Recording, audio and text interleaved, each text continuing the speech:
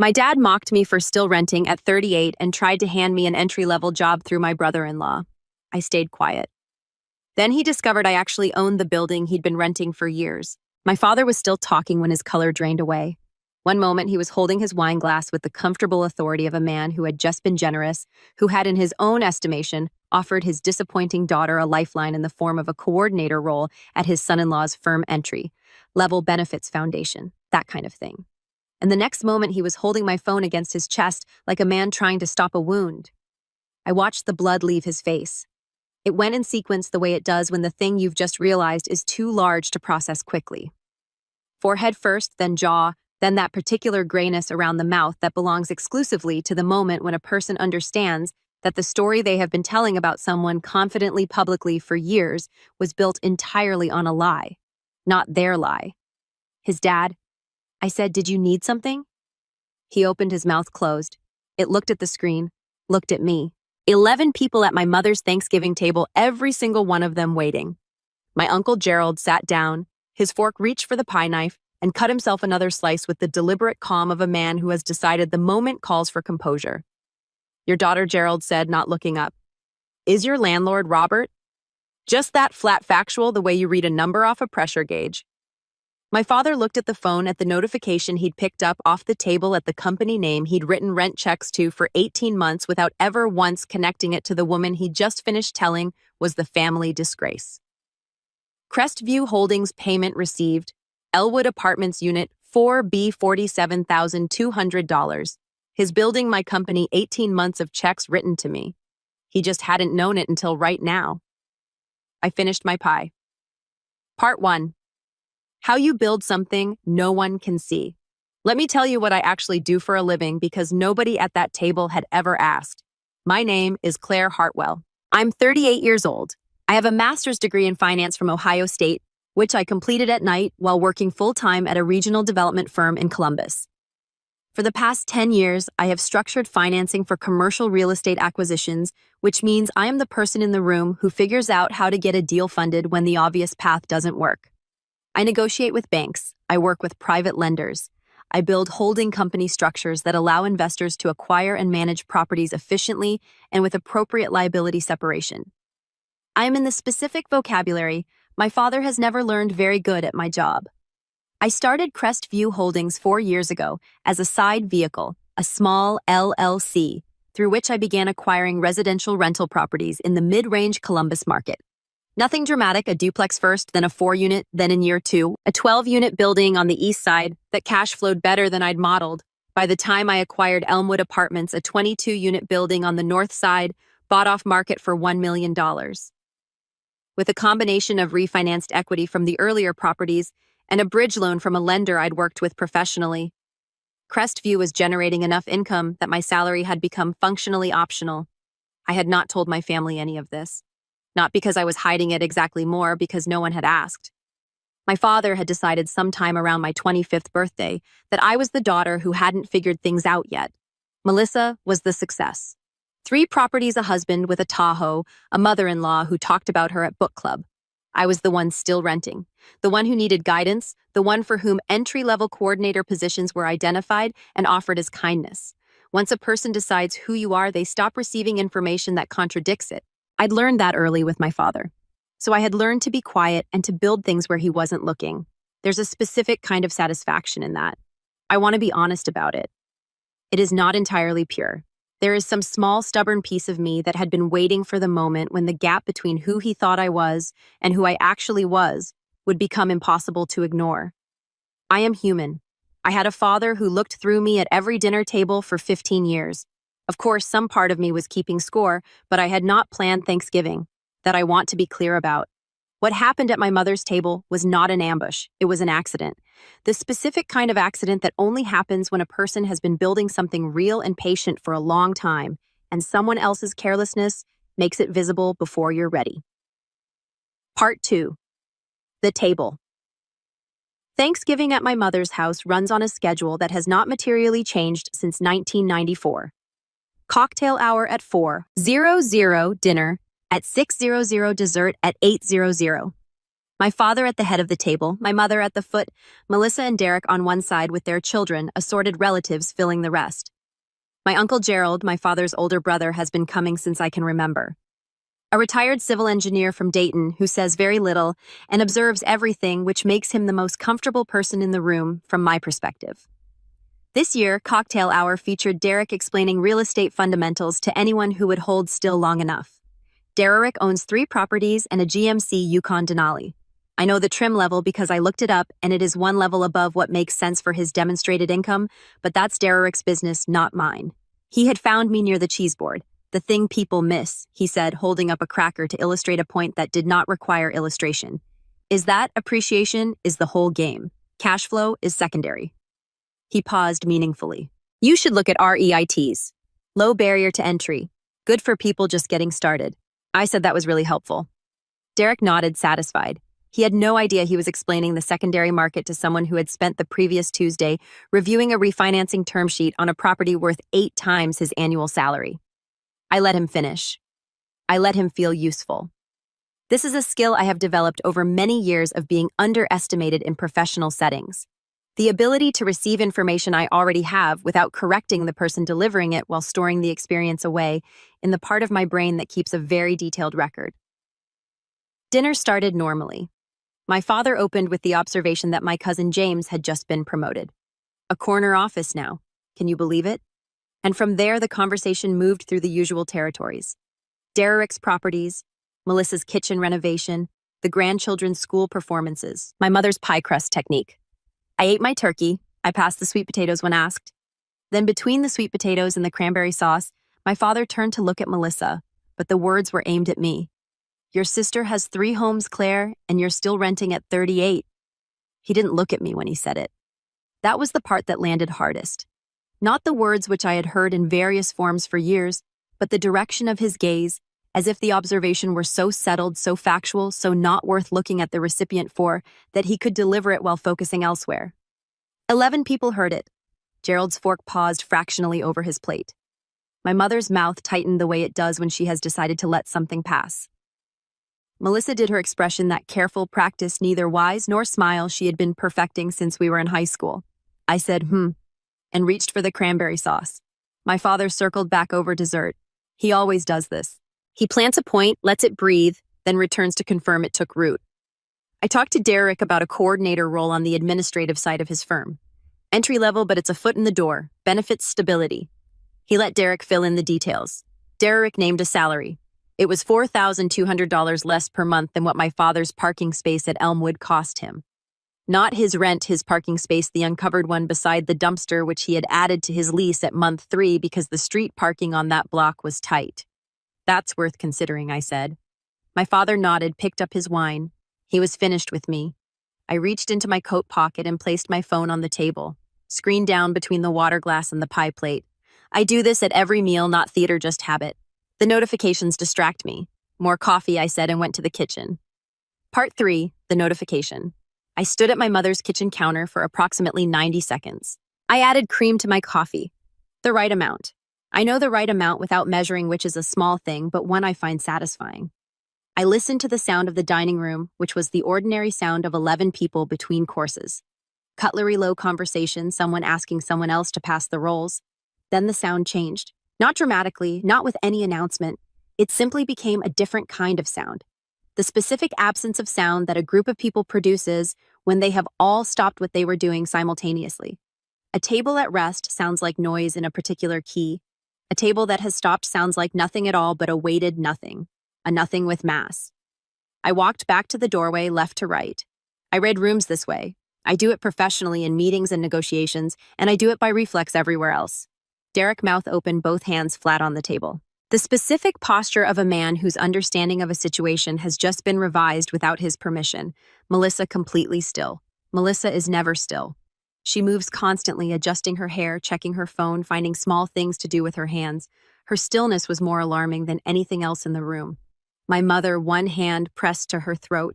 Gerald looking at my father with an expression I had never seen on him in 38 years.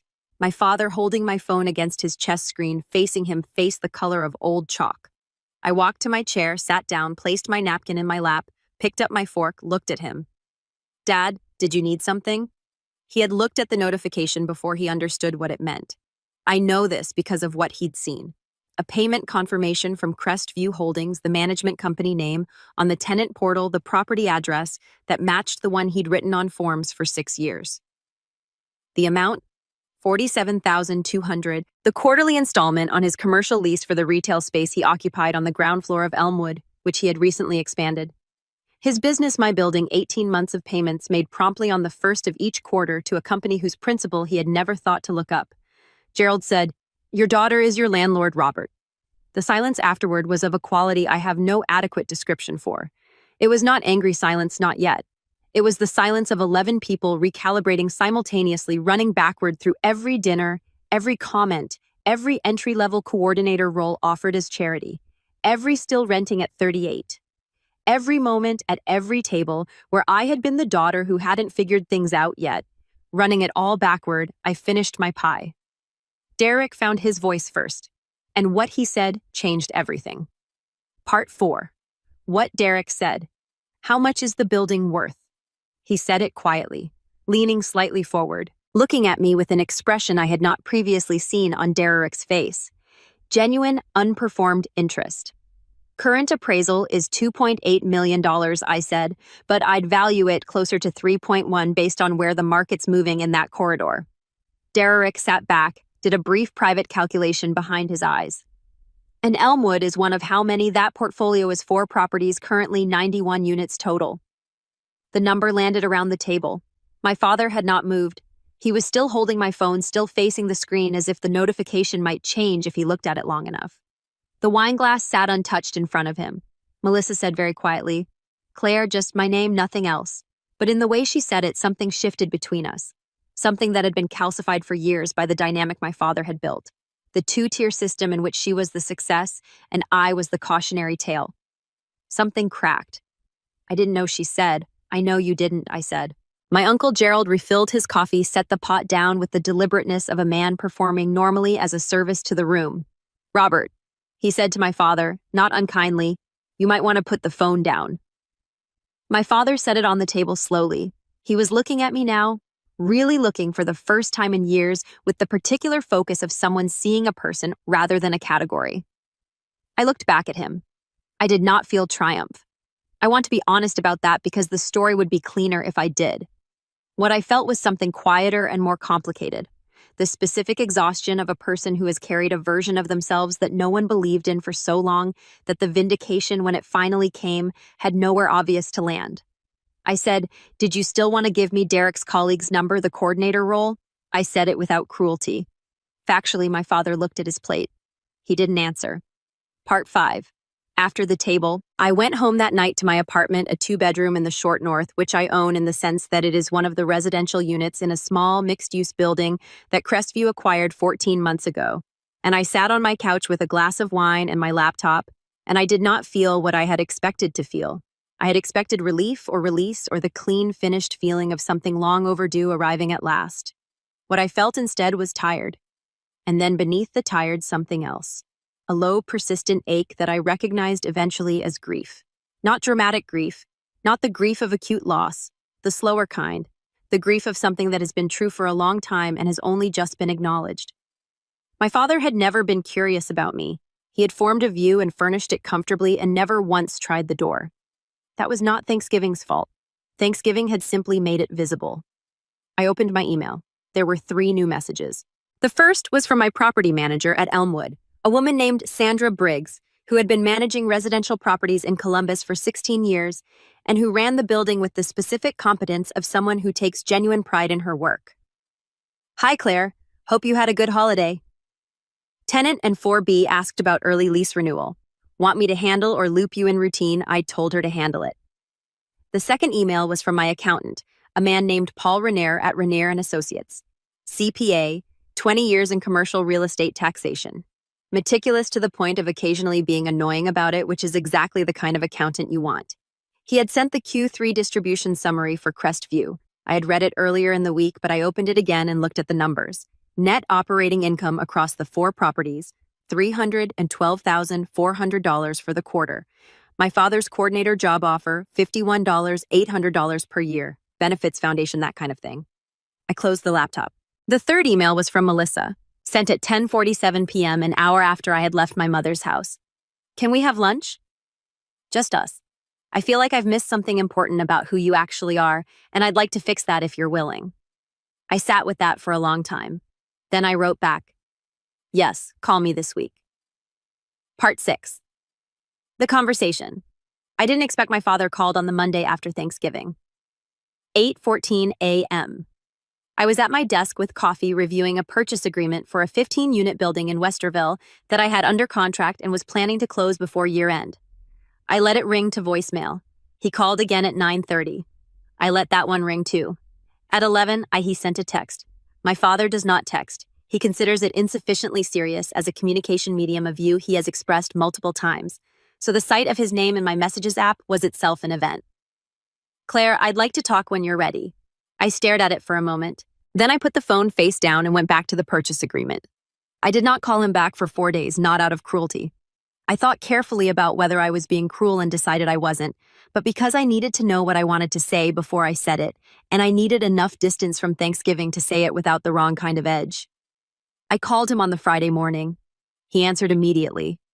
Claire. His voice had a quality I hadn't heard before, stripped of the easy authority that usually characterized it. He sounded older, more precise, like he was choosing his words with unusual care. I owe you an apology. I waited. He stopped, started again. I've been telling a story about you for a long time. That wasn't true. And I think I told it because it made things simpler because I didn't have to look too closely. A long pause. That wasn't fair. I said, no, it wasn't. I don't know who you actually are. He said, I realized that on Thursday night. I've been sitting with it since. This was the conversation I had not known I needed and had not known how to ask for. My father was not a man who admitted error easily, not because he was malicious, but because he had never developed the particular musculature required. The same way you can't lift something heavy if you've never trained for it. Hearing him do it now was strange and uncomfortable, and underneath that, quietly enormous. I said, I'd like you to know me if you're willing to actually look. He said, I am. I don't want to oversell that moment. One phone call does not repair 15 years of a dynamic that had been built carefully and maintained consistently. My father and I are not even now easy with each other. We are working towards something. It is slow work like most work that matters. But it started there. Part 7. What Derek actually did here is the part of the story that changed the texture of everything, because it turns out the person who complicated the neat narrative most was the one I had dismissed as a footnote. Derek called me on the Sunday after Thanksgiving. I almost didn't answer. I want to ask you something, he said when I picked up. He sounded different than he had at cocktail hour. Less performed, less expansive. And I want to acknowledge up front that I spent Thursday evening explaining REITs to someone who owns 4 commercial properties. And I recognize that is a specific kind of humbling experience. I laughed. I hadn't expected to. What I wanted to ask, he said, is whether you'd be willing to have a real conversation about the business not as family, as professionals. Derek, I should tell you, is not unintelligent. He is a man who has coasted on being the most knowledgeable person in the rooms he chooses to enter, which is a strategy that works fine until you end up in the wrong room. He had genuinely built 3 solid properties, and he understood on some instinctive level that he had been playing a much smaller game than he'd realized. I said, what specifically did you want to talk about? I've been trying to break into the multi-unit commercial space for 2 years, he said. I don't know the financing side well enough. I keep hitting walls I can't see around. He paused. I think you might know where the walls are. I told him I'd meet him for coffee. We met the following Tuesday at a place on High Street. I brought a notepad. Derek brought questions that were, I will admit, better than I'd expected. Specific, financially literate, genuinely reflective of someone who had been thinking hard for several days about the gap between what he knew and what he needed to know. We talked for 2 hours. I am not going to pretend the dynamic was simple. There was an undercurrent of adjustment throughout. Derek recalibrating me, watching him do it, both of us navigating the specific awkwardness of a relationship that had been built on a false premise and was now being renegotiated in real time.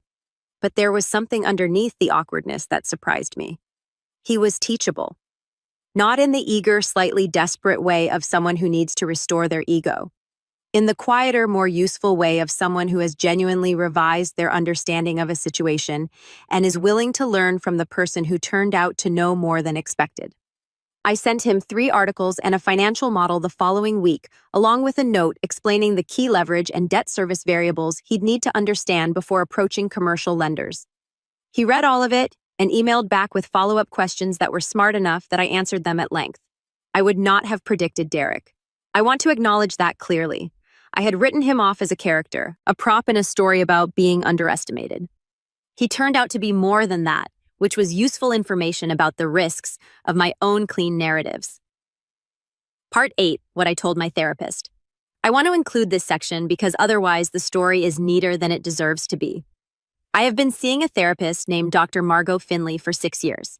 She specializes in family systems and high-functioning anxiety, which is a clinical category that I resisted identifying with until about year 2 of our sessions, at which point I accepted that she was describing me accurately.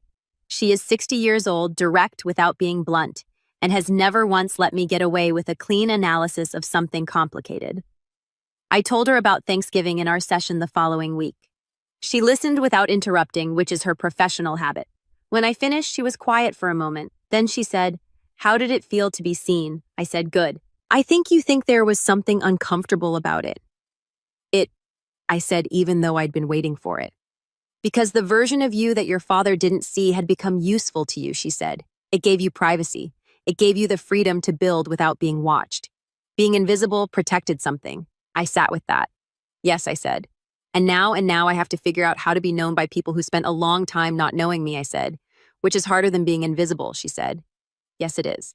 But it's the only thing worth doing." I thought about that for a long time after the session. There's a particular trap in the underestimated person story. You can become so practiced at building in the dark that visibility starts to feel like danger. I had done that.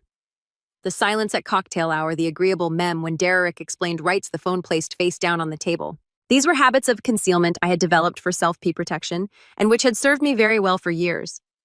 But a habit of concealment kept long enough becomes its own kind of loneliness. I had been very competent and very alone. Those things were related. Part 9. The building. My father visited Elmwood Apartments for the first time in February, 3 months after Thanksgiving. I walked him through the property on a Saturday morning.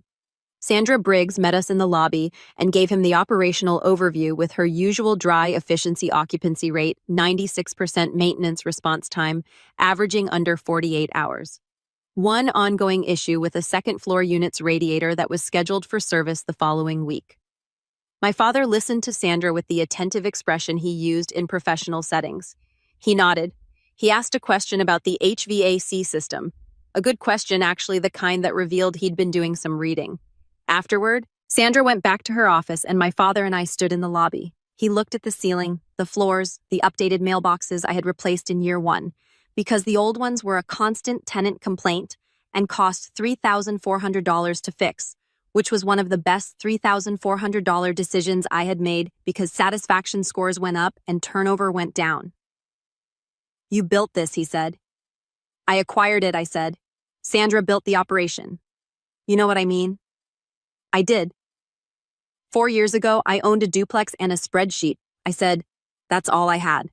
He was quiet for a moment. "I should have asked," he said. "I should have been curious about what you were doing." I said, "Yes, I'm asking now." I looked at my father, a man of 69, silver-haired, wearing the specific expression of someone who has spent 3 months sitting with a reckoning and has decided the only available response is honesty. And I told him everything, all of it. From the first duplex to the current deal in Westerville, the financing structures, the lender relationships I'd built over a decade, the failed deal in year 2 that had cost me $28,000 and taught me more than the successful ones, the way the numbers worked and why. He listened for 45 minutes without interrupting. When I finished, he said, "Your grandfather would have understood all of this immediately. His own father, an electrician, who had quietly bought 4 rental properties in Dayton in the 1970s and never talked about them, had died when my father was 22. "I think I got it from him," I said. My father looked at me. Something moved across his face that I had not seen there before. "I think so too," he said. Epilogue. This year, the Westerville deal closed in December. 15 units, 1.66 million seller financing on 20% of the purchase price from a landlord who wanted a clean exit and appreciated the speed of a buyer who didn't need to wait on bank committees. Paul Renner called it the cleanest transaction he'd seen me put together. Crestview Holdings now operates 106 units across 5 properties in the Columbus market. Net operating income for the most recent full year was $124 million. Melissa and I have lunch every other month. We have been carefully and honestly getting to know each other as adults rather than roles. It is slow and sometimes uncomfortable, and occasionally very good. Derek and I have a standing monthly call about commercial real estate finance. He closed his first multi-unit deal in March, a 7-unit building in Grandview. Clean financials, good bones using a bridge loan structure I walked him through. He sent me a bottle of whiskey afterward and a note that said, "Thank you for not being petty when you had every right to be." I appreciated the honesty of that. My father and I have dinner on the second Sunday of each month. We are not easy yet. Probably we will not be easy for a long time. But he asks questions now, real ones that require real answers, and I answer them. And sometimes he asks follow-ups that are genuinely interesting. And I think slowly, very slowly, we are building something different from what we had. It will not be the relationship I would have wanted from the beginning. That version is not available anymore. But this one is real, which is more than I could have said before Thanksgiving. At the second Sunday dinner in January, we were having coffee after the meal, and my father was quiet for a moment. And then he said, "I've been thinking about what Gerald said. Your daughter is your landlord." I said before that. He turned his coffee cup in his hands. "You know what your uncle said after dinner when everyone was leaving?" I shook my head. He said, "Robert, she's been the most interesting person in this family for 20 years, and you've been looking right through her." My father set the cup down. He looked at it. He wasn't wrong. I didn't say anything. "I'm sorry it took me this long to look," he said.